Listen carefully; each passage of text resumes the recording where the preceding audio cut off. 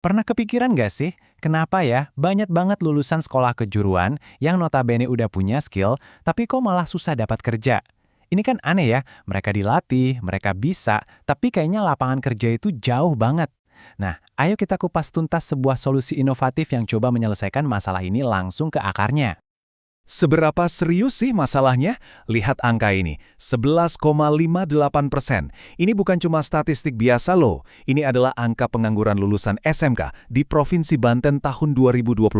Paling tinggi dibanding jenjang pendidikan lain. Ini masalah nyata yang terjadi sekarang juga. Pertanyaan besarnya, kenapa bisa begini? Jawabannya ada di satu kata kunci, skills gap atau kesenjangan keterampilan.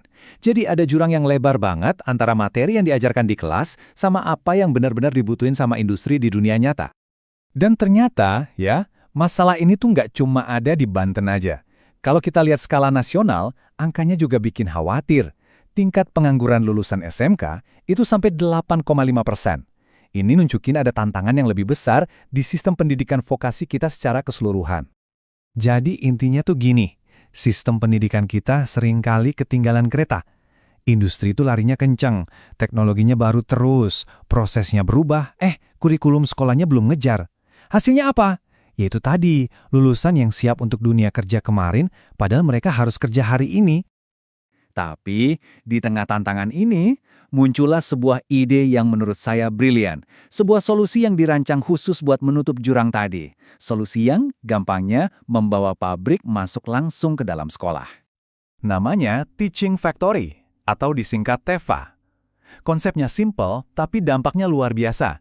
Coba deh bayangin, ada pabrik beneran, lengkap dengan mesin, prosedur, dan standar industrinya, tapi lokasinya ada di halaman sekolah.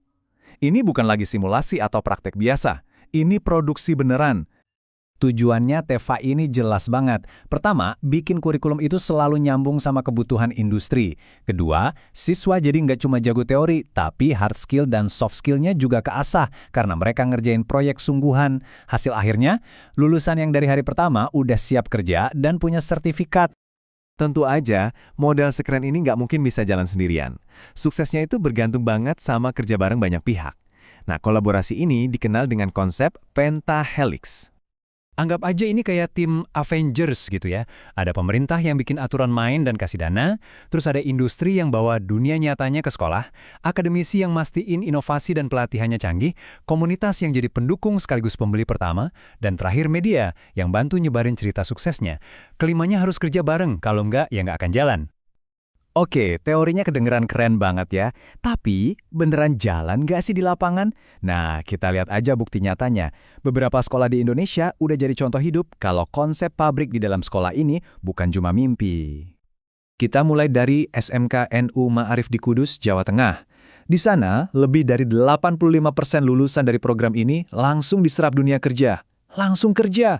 Ini bukti paling nyata gimana TEFA bisa jadi jawaban buat masalah pengangguran anak muda. Dan ini bagian yang paling bikin melongo. Omset tahunan yang dihasilkan dari produk-produk buatan siswa di pabrik sekolah mereka itu mencapai 7 miliar rupiah. Iya, bener, 7 miliar. Dan uangnya itu diputar lagi buat operasional sekolah. Jadi modal ini bahkan bisa mandiri secara ekonomi. Keren banget kan? Dan ini bukan cuma cerita sukses satu sekolah doang. Kita pindah ke Jakarta. Skalanya di sini masif banget. Bayangin, ada 559 SMK yang kerjasama dengan lebih dari 5.300 perusahaan. Ini udah bukan lagi inisiatif kecil-kecilan, tapi udah jadi sebuah gerakan sistematis buat mengubah pendidikan vokasi. Terus, lihat deh apa yang mereka hasilkan. Ini bukan prakarya biasa loh. Anak-anak SMK ini ngerakit produk-produk teknologi tinggi yang siap jual di pasaran. Ada panel interaktif, videotron, bahkan laptop. Ini bukti kalau mereka dikasih lingkungan yang pas, mereka bisa bikin produk yang kompetitif. Nah, belajar dari semua kisah sukses ini, Banten, provinsi tempat kita mulai cerita tadi, sekarang nggak mau ketinggalan. Mereka lagi nyusun rencana strategis buat menerapkan solusi yang sama di daerah mereka. Yang pintar dari rencana Banten ini, mereka nggak pukul rata. Mereka petakan dulu kekuatan ekonomi di tiap wilayah. Jadi, teknologi informasi fokusnya di Tangerang, manufaktur di Cilegon, pariwisata di Pandeglang, dan agribisnis di Lebak.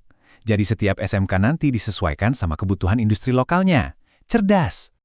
Rencana eksekusinya juga nggak asal-asalan. Dibuat dalam 3 fase yang rapih.